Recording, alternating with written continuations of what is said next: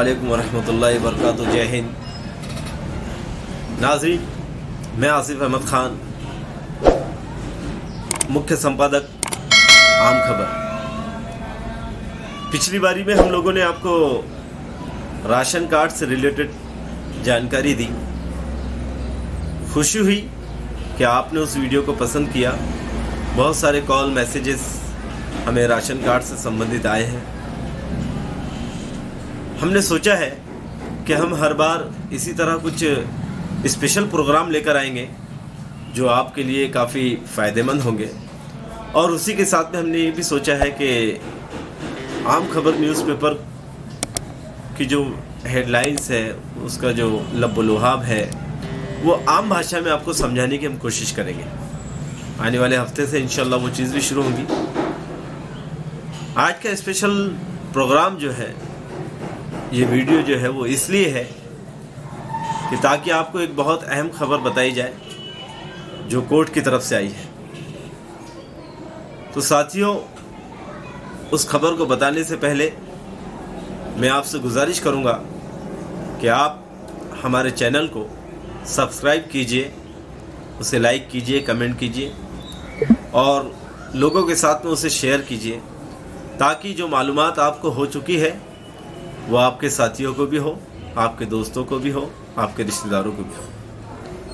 तो साथियों, मैं आपको बताता हुआ चलूं कि महाराष्ट्र के अंदर गौवंश कायदा लगा हुआ है, जिसकी याचिका हाई कोर्ट में दाखिल की गई थी और उसका जजमेंट भी आ चुका था कि महाराष्ट्र में गौवंश कायदा जो है वो लागू रहेगा। महाराष्ट्र में बैल की, घोड़े की कुर्बानी नहीं होगी या फिर उसे ज़ुबा नहीं किया जाएगा। लेकिन अलबत्ता महाराष्ट्र के अलावा जिन स्टेट में परमिशन है घोड़ों की, बैलों की, तो आप वहाँ से कटा हुआ गोश्त लाकर महाराष्ट्र में बेच सकते हैं। तो ये फैसला उनके लिए बड़ा कारआमद है जो महाराष्ट्र की बॉर्डर पर रहते हैं, ये उनके लिए कारआमद है।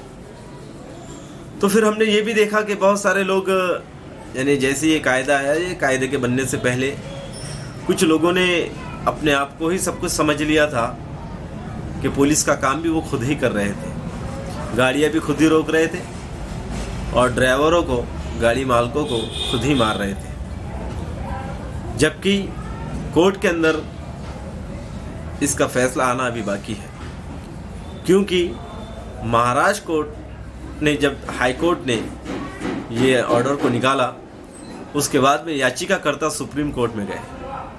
अब सुप्रीम कोर्ट में गौवंश पर जो है वो फैसला आना बाकी है, क्योंकि वहाँ पर तारीख का मसला चल रहा है। कोर्ट अपनी जगह बिजी रहती है, जिसका जब जैसे नंबर आता है वैसे उसके साथ में मामला होता है। लेकिन इसी के साथ में आपको बताता हुआ चलूँ कि अब कुछ लोगों ने ये सोचा कि चलो भाई, गौवंश का कायदा है तो अब जब चाहे तब हम जो चाहे वो कर सकते हैं। तो फिर उन्होंने क्या किया कि गाड़ियों को रोकना शुरू कर दिया। लेकिन हाल ही में 14 दिसंबर को बॉम्बे हाई कोर्ट ने एक जजमेंट निकाला। जजमेंट ये था, आम भाषा में समझने के लिए आपके लिए ये है कि जजमेंट ऐसा है कि अब अगर कोई बजरंग दल, आरएसएस, शिवसेना, एक्सेट्रा या जो भी हो, अगर वो किसी गाड़ी को रोकते हो जिसमें कोई खाल वगैरह रखी हुई हो, हालांकि बिल्कुल भी ये नहीं हो सकता कि कानून हाथ में कोई नहीं ले सकता है। तो कुछ दिन पहले ये हुआ था, 2018 में बुल्ढाना डिस्ट्रिक्ट के अंदर एक गाड़ी रोकी गई, तो जिसमें जानवर की खालें थी, यानी कि बैल की, हेले की, इसकी खालें थी। लगभग वो खालें जो थी वो थी, 2018 का केस है और खालें जो है मैं आपको बता रहा हूँ कंप्यूटर में देखकर, क्योंकि कुछ चीज़ें ऐसी होती है जो याद नहीं होती है। उसे देखनी पड़ती है। खाले 187 थी, 187 खालों के साथ में गाड़ी को पकड़ा गया था और खामगांव में उसकी FIR भी हुई थी। तो जिस बंदे के ऊपर FIR हुई वो बंदा अकोला के हिवरखेड़ का था। उसने फिर अपने इंसाफ के लिए कोर्ट का दरवाज़ा खटखटाया, हाई कोर्ट के अंदर पिटीशन दाखिल की। 2018 में हाई कोर्ट में पिटीशन दाखिल हुई और अभी हाल ही में 2020 में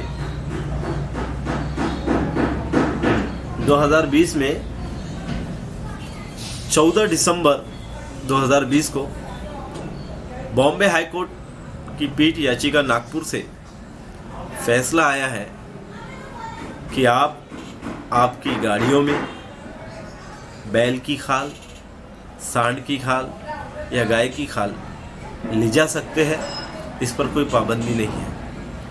कोई पुलिस वाला, कोई अधिकारी या फिर कोई ऐसा बंदा जो कहीं पर भी नहीं है लेकिन अपने आप को सरकारी समझता है, वो भी आपकी गाड़ी को रोक नहीं सकता है, अगरचे आपके पास में आपकी गाड़ी के सारे दस्तावेज कंप्लीट है। तो साथियों, ये फैसला जो है वो 14 दिसंबर 2020 को आया है। हमने आम खबर पर उस पर लिया है। आम भाषा में आपको समझाने के लिए मैं आपके सामने आया था कि अब अगर जो लोग खाल का बिजनेस करते हो, चाहे वो भैंस की खाल हो, हेले की खाल हो या फिर बैल की खाल हो, सांड की खाल हो, तो वो उसका बिजनेस कर सकते हैं बिंदास, क्योंकि कोर्ट उन्हें इजाज़त देता है कि आप इस चीज़ को कर सकते हैं। लेकिन इसका मतलब ये भी नहीं है कि आप गैर कानूनी तरीके से किसी की गाड़ियाँ रोकें या गैर कानूनी तरीके से कोई काम करें। साथियों, कानून व्यवस्था जो होती है वो आप ही के लिए होती है। कोर्ट प्रणाली जो होती है वो आप ही के लिए होती है, आप ही के फ़ायदे के लिए होती है। इसलिए कानून व्यवस्था को बनाए रखें, कानून का साथ दें और संयम बनाकर काम करें। जैसे मैं मुबारकबाद दूंगा हिवरखेड़ के उस बंदे को जिसने इस मामले की तह तक जाकर कोर्ट के अंदर गया और वहाँ पर याचिका भी दाखिल की और फिर कानून पर भरोसा करके उस याचिका का सम्मान करते हुए आज वो फैसला आपके फेवर में आ चुका है, जिसकी खबर जो है वो तमाम बड़े बड़े अखबार ने लगाई है। तो मैं एक बार फिर मुबारकबाद देता हूँ। इसके साथ ही आइंदा कोई अगली बड़ी खबर लेकर हम दोबारा आएंगे। अल्लाह हाफिज़। जय हिंद, जय महाराष्ट्र।